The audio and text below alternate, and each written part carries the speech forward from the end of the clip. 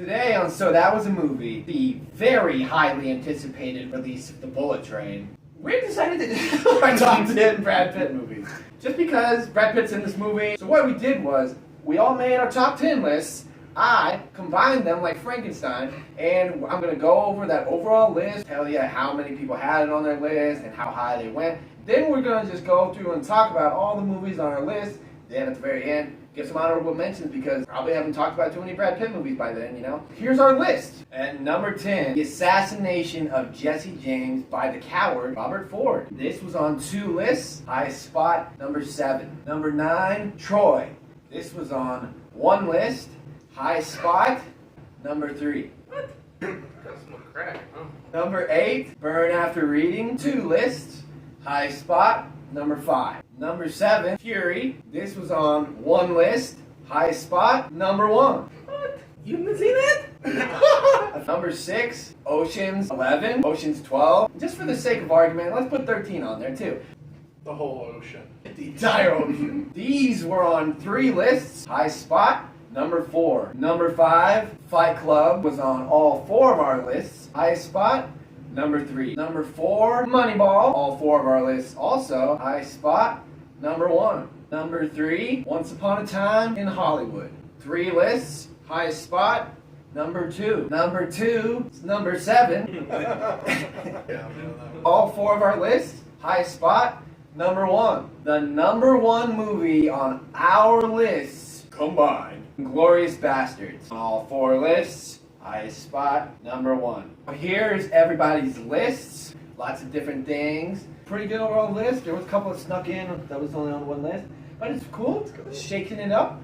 22 movies combined. All 4 of our lists. A lot of depth here. Brad Pitt's got some bangers. Okay, so you're Brad Pitt. Starting from the bottom, Megamind. It was on Trevor's list at number 10. I wasn't expecting to be first. Sorry. I don't know.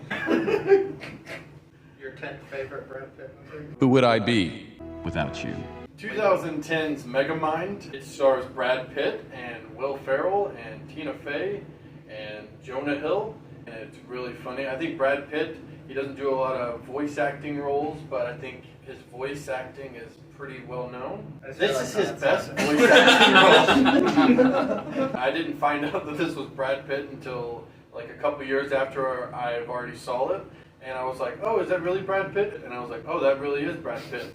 And then the person acts like Brad Pitt. And then I was like, oh, I get it. And I love you, random citizen. It's like a kid's superhero movie that is actually 15% deeper than it should be. What appealed to me about Megamind was I thought it was such a unique twist on the superhero thing, and truly unique to get to do a character that starts out evil and then actually becomes good. I would watch it. You sold me. 10th best? Shitfire. You haven't seen it? No. Oh, it's a good movie. It was just really random when I opened the list. I was like, in my head, I'm like making my list. I'm like, so many movies I want to put on the list. So many movies. I can't leave this off. And then I opened Trevor's list and it's like, Megamind. Good movie, but not one when I'm thinking Brad Pitt. I'm like, that's got to be on the list. Like that it's on here because it gives a nice variety and it was fun to start the list off with.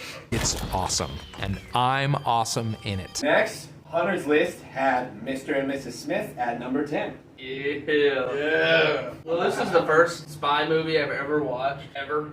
They were married and still didn't know each other were spies. That's how good they were. It's just a beast movie all around. And they start hunting each other. It's awesome. You need to watch it. The marriage counseling scenes in this movie are really good. That's all.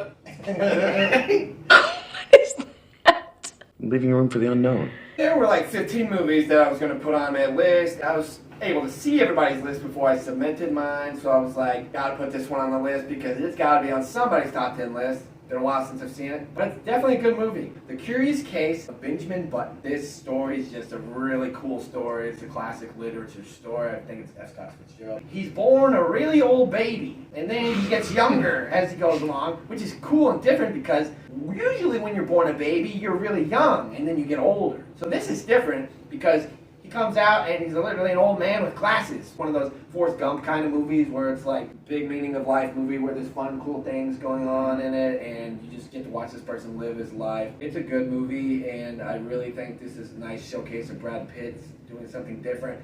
makes you want to continue living and that sort of thing. I really want to rewatch it, and I felt like I had to put it on this list. I haven't seen this movie in a long time, but I reference it frequently with him. There's a scene when he's like, you know, a man baby. This woman's like, how old are you? And he goes, 7, but I'm not older. 7, but I look a lot older. Anytime the number 7 is mentioned, I go, 7, but I look a lot older. That's my connection to the Curious Case of Benjamin Button. God bless you. Another movie that I really wanted to put on this list, but I did not fill a spot with it. Thankfully, Christian, my good buddy, put it at his number 10, so he gets to talk about it. Thelma and Louise. I woke up yesterday and I was like, oh, I gotta put Thelma and Louise on there. This was the one that started it all. Introduced us to Brad Pitt, essentially. And it's not like his best performance or even really like a Brad Pitt movie, but I felt like in terms of the Brad Pitt narrative, it had to be there. It's a really good movie on its own. Great performances from Gina and Susan, but also Brad Pitt. You, sir. Yeah, you do the honors. Take that cash, you put it in that bag right there. You got an amazing story to tell your friends. If not, well, you got a tag on your toe. You decide. He wasn't exactly cranking out bangers at the time, and he comes into this movie and he makes an impact. I remember seeing this in the theater when they re-released it. I had luckily not seen it before, even though I knew what the ending kind of was. That's an iconic ending, so when that part comes up, the screen went out. You're shitting. Not kidding. Oh my god. And I was just like, you're absolutely kidding. It literally went out and the helicopter's coming and like, all right, let's see what's going on. Screen goes out. I'm like, what the hell? And then luckily it came back on and I got to finish it, but I was like, all the odds. Right there. I think That's really funny. I think it was number 9 on Trevor's list was Ad Astra. I'm glad Trevor had it on his list. Yeah, I like that movie a lot. 2019's Ad Astra, James Gray movie. Basically, almost every frame has Brad Pitt in it, and he's acting, and it's a very subdued performance, but it's kind of like an epic father-son tale going from the Earth all the way out into like outer space. They fight space pirates, they fall off a giant space elevator. There's a baboon fight in space. It sounds like there's a lot of action in this movie, but it's really like a pretty long movie about feelings and isolation and the relationship between father and son, and it really gets explored towards the end with Tommy Lee Jones. There was never anything for me there. I never cared about you or your mother or any of your small ideas. For 30 years, I've been breathing this air, eating this food, enduring these hardships. And I never once thought about home. We saw this in IMAX, and it was really beautiful. Like, my eyes melted. And luckily, I was able to patch them back up. Thank God. My number 9, True Romance. This movie is absolutely fantastic. Brad Pitt doesn't play that big of a role in it, but it's also easily one of his most iconic characters. Basically just a stoner guy, and it's Brad Pitt, and Brad Pitt's really good at playing dumb, having charisma while being a goofball. The Christian Slater stuff at the beginning is great with the romance, the true romance. Theater stuff where he's going to see this Kung Fu movie, like obviously the screenwriting is fantastic. Obviously it's very Tarantino because it is Tarantino. Like, all these great actors are in it. Fantastic cast. And it's about movies kind of too. And if you love movies, I would like to think you like this movie. Brad Pitt probably has the smallest performance in the movie, but you remember it at the end because it's so good. It's so genuine, and all the line readings, and it's not even like he has that many lines. It's just him laying on a couch, smoking weed. So funny. Condescend me, man. Kill you, man. Next, Sleepers. Hunter put this on his list at number 8. So this movie's kind of messed up, just a little bit. About these kids who almost kill a guy, so they go to youth prison, juvenile prison, or whatever it is. When they're in the prison, kind of get taken advantage of, if you know what I'm saying. So they grow up, and they take revenge, I guess you could say. Never seen it. It's really good. I like that movie too. One of those underrated movies where it's like, what's Sleepers? But whenever you watch it, you're like, it's a good movie. It's Barry Levinson directing. It's got a great cast. Got Kevin Bacon and then Robert De Niro. Yeah. Dustin Hoffman. Another one where Brad Pitt plays a supporting role. There's just so many other people doing great stuff in it. I have no further questions. Thank you, Father. Hunter's list again, Legends of the Fall. Oh yeah, yeah. Basically living out west on the frontier. Anthony Hopkins plays dad in the army before he didn't want his sons to join the army. Then World War I happened, and Brad Pitt said, I'm gonna go join. Him and his dad were butting heads a lot. Well, when he comes back, finds out something. Finds out his brother died in combat. His dad was all pissed off. I haven't seen it in a long time. It's good. Well, if you haven't seen it, watch it! Next, Snatch. This is Guy Ritchie when he decides to actually make a movie about Guy Ritchie stuff that Guy Ritchie wants to make, which is usually cool and good. Brad Pitt is in a lot of this movie. Granted, you could call it supporting, but Brad Pitt basically plays a boxer with the weirdest style ever. He's got a lot of nice fits in this movie. He's just absolutely hilarious yet again, and he just looks busted up the whole time, but also ripped as hell, and just being absolutely hilarious. Great ensemble cast. Definitely watch this. He is greatness. Or should I say, a knockout. Have I made myself clear, boys? Next, 12 Monkeys. This is Terry Gilliam, and he's got a lot of different movies where he's doing some crazy stuff in it. This is one of them. This movie has time travel. Hey man, what the hell is this movie about? It's about time travel. Time travel?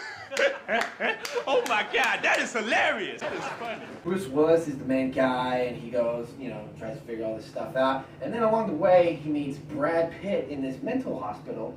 And Brad Pitt is absolutely insane in this movie. Like, this is easily one of Brad Pitt's best performances. You can tell that this guy is a psycho, but also he might be onto something. It's a great movie. Love me a good time travel movie, science fiction premise. It's got a nice dark look to it. This movie is really good. I really wanted to put it on there. This was his first Oscar nomination. Next, Spy Game. Oh yeah. Robert Redford trying to catch Brad Pitt. Gun smuggler to the IRA. Movie's just based. I don't know what to say about it because I don't want to give it away. I've never seen this one either. What am I doing on a movie channel? I don't know. I ain't seen dick. One of those where it's like you see it on the streaming service, like Brad Pitt and Robert Redford are in it? I gotta watch this. Yeah. And then you watch it and you're like, that was worth my time. You got a great actor from this generation, and he's also that good looking guy from the generation. And you got a good actor from this generation, and he's also that good looking guy. They come together, and it's called Spy Game. And then another movie that I really wanted to put on my list, but I couldn't fit it on there, and I don't hate myself for it. This was Christian's number 4, and he's the only one to put on his list because he's probably the only one who's seen it. 10 out of 10 movie, I'm gonna let the man run with it. Tree of Life. I've realized that every time I get to talk about movies, I usually pick like one foo-foo choice, and this is definitely the foo-foo choice. But it's 10 out of 10. But damn, it's good. You're either into Terrence Malick or you're not. I am until I'm not, but I think this movie is amazing. It's beautiful, it's really hypnotic and fascinating, and it's one of those that if I had seen it in a theater, I would have definitely pondered the experience. Even when I saw it in freshman year of high school, I was like, what was that? And every time I see it, it still lingers in the mind after I see it. And Brad Pitt is really good in it. It's mostly just the movie. It knocks my socks off. What did you say? Next, Assassination of Jesse James by the coward Robert Ford. I only seen this movie one time. It is very long, but it is very good. Brad Pitt is very good in it, and so is Casey Affleck. And the overall look of this thing is a knockout. Roger Deakins cinematography. Cinematography, what they did, great. Brad Pitt was really doing something this movie, and he was really trying to do something, and it came across. It's a very still performance. I was blown away. I'm used to him being so funny or bombastic or, just punching people. Him playing this guy who used to be an icon, and now people that are close to him realize he is just a normal person, just like everyone else. And he makes mistakes like everyone else, and he's not like a god. Very deep movie. I think this is more of Casey Affleck's movie. The way the story goes with him, his arc is absolutely incredible. Once they get to the last 20-30 minutes, you're just like, oh my goodness. Yeah, yippee-ki-yo, what they did. It was insane. What they did, great. The way they mirrored Jesse James and Robert Ford. I basically know what's going to happen because the movie is literally titled The Assassination of Jesse James by the coward Robert Ford. It's like Snakes on a Plane. So it still takes you by surprise at the very end. No biographies would be written about him. No children named after him. No one would ever pay 25 cents to stand in the rooms he grew up in. Next, Troy. I'm surprised this wasn't on everybody else's list. It's good. I had an uncle named Troy.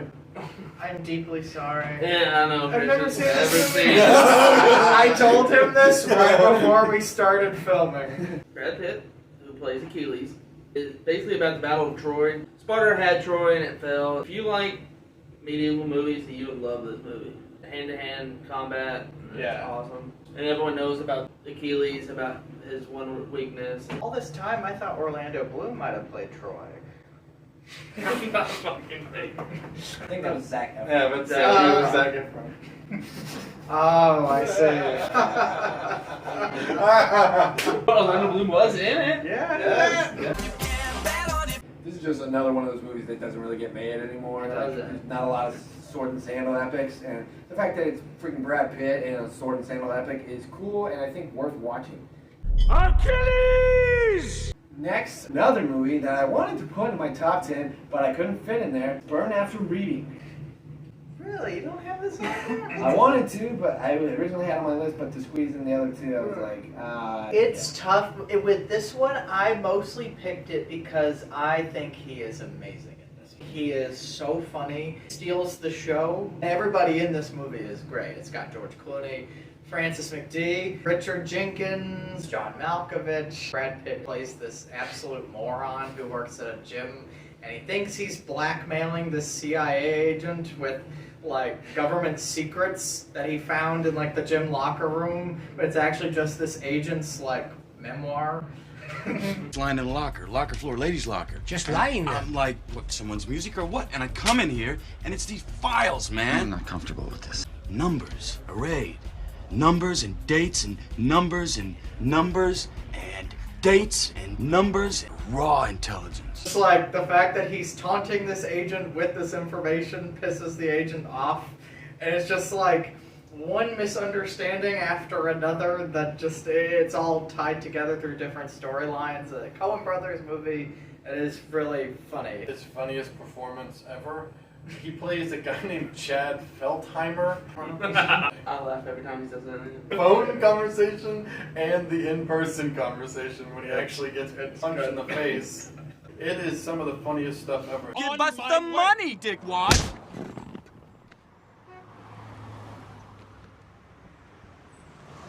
Next, Hunter's number one, Fury. Was this on anybody else's list? No, I haven't seen it. I like this movie quite a bit. I have seen this one. I've seen this one. I'm back. Shia LaBeouf's in it, right? Yeah, yeah. Like, hell yeah. Movie about World War II. Brad Pitt is a tank commander. Tank breaks down behind enemy lines. He wanted to stay and fight, so everyone else stayed and fight. They put up a good fight. Mm-hmm. They don't make it. We're gonna fight it out. We can't. I'm gonna hold this crossroad. What you mean you gonna hold this? The tank's busted. And why it's called Fury, the tank, its name is Cherry. Ocean's 11 and Ocean's 12. Nobody put Ocean's 13 on their list. But it's also cool and fun because Al Pacino is cool and fun. I didn't like any of them. That don't impress me much. I don't like any of them. This is the one? I like Ocean's 12, but I also really like Ocean's 11 and 13 as well. Yeah. But this one's definitely more of Rusty's movie. It's probably the funniest of the three, and I think Brad Pitt's doing well when he's trying to make you laugh. I think I saw you yesterday. Oh, yeah?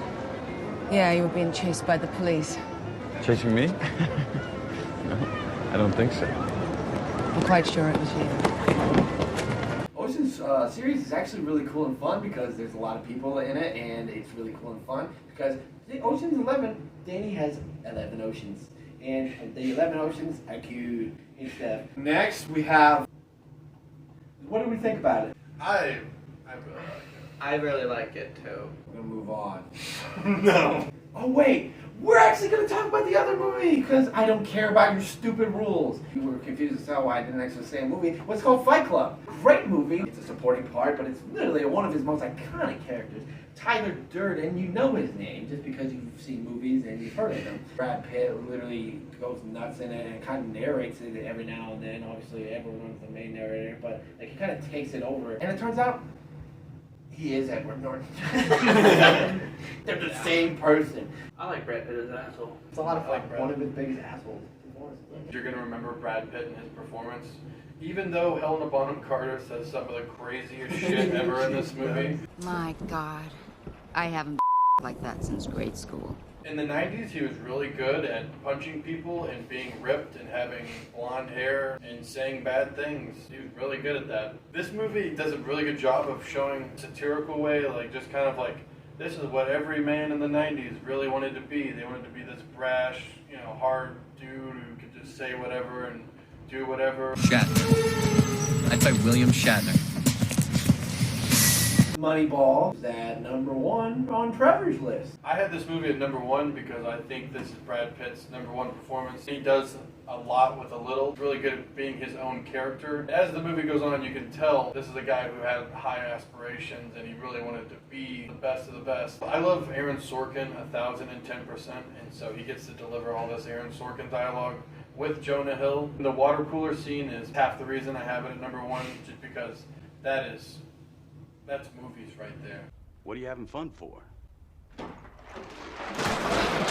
What's special about it is not just Brad Pitt's performance, but the fact that it sounds really boring on paper, and they managed to make it into a really entertaining movie about sports and numbers. Baseball stats. Neither of which I could give a f*** about. And you know what? Moneyball is great. It's great. That is an endorsement. I like watching baseball and being a baseball fan and all that.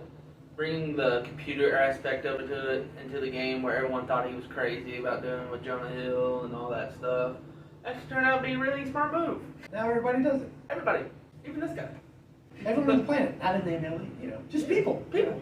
Once Upon a Time in Hollywood. He won an Oscar for this. It's just fantastic Tarantino movie where a lot is going on. Tarantino is doing whatever he wants to do. Like the first time you watch it, you're just going along for the ride, and you're like, I don't know where this is going, but okay. And then it ties the Manson family into it. Mm-hmm. The more you see it, the better it gets. And honestly, we've seen it a shitload. I love this movie. I think it's like incredibly well made. It's really funny.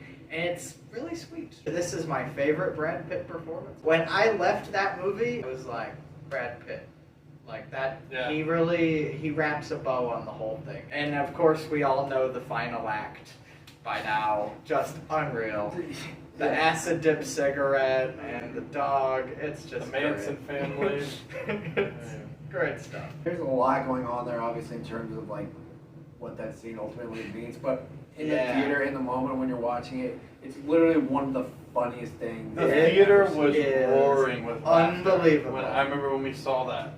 Everyone was laughing because in the theater. It's like the build-up to it is terrifying, and then all of a sudden you get this release of, oh my god, this is actually hilarious. Like, you're just relieved that it's going this way. Brad Pitt's hair and his outfits in this movie are his outfit. I bought his outfit because Why are you wearing it? I know. I don't think I could find the shirt. Every time Brad Pitt's on screen, you're basically just waiting for him to say or do something, and you're just watching him. There's a scene where he's in a trailer and he's not talking, and he's just making dog food, and you're just watching it intently, because you don't realize it until the end, and then he makes a joke, and then you're laughing, and then the scene moves on. It's unbelievable. Fix it.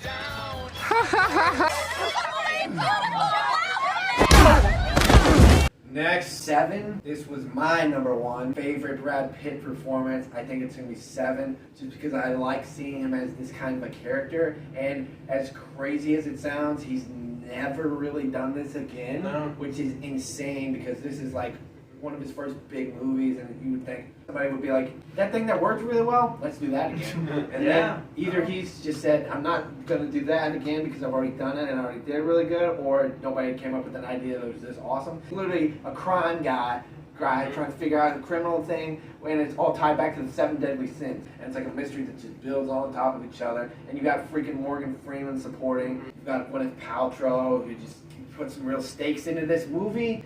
And you're like, okay, so who's this guy doing all the messed up stuff?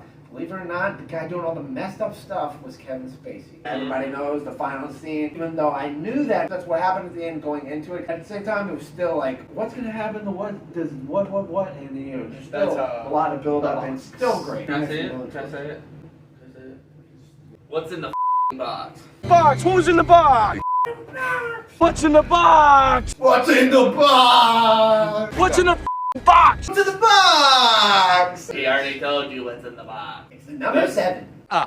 You lie! I had this at number 7.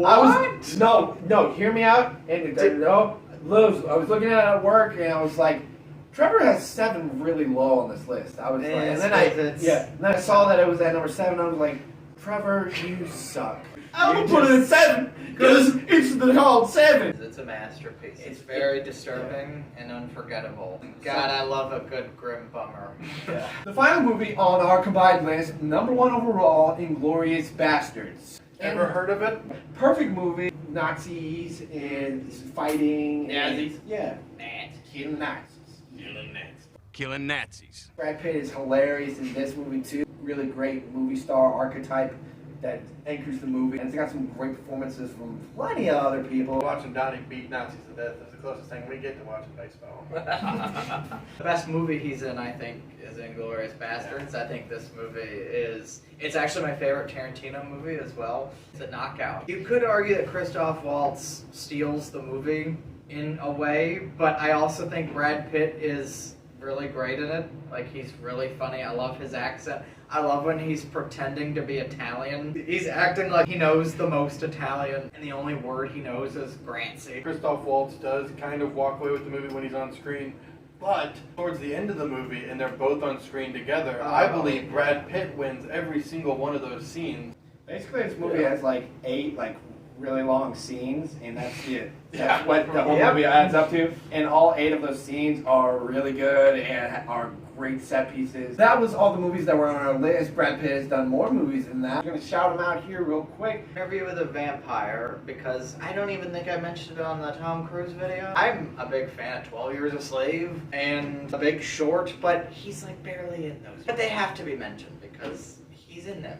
Like the grimy villainy of California. Nah, I didn't watch that. Seeing Brad Pitt with a rebel hat on, yeah. River Runs Through It, I think, is underrated. It is one of those old classic-y kind of movies that kind of moves along at a certain pace. Coming of age, and based on the book, right?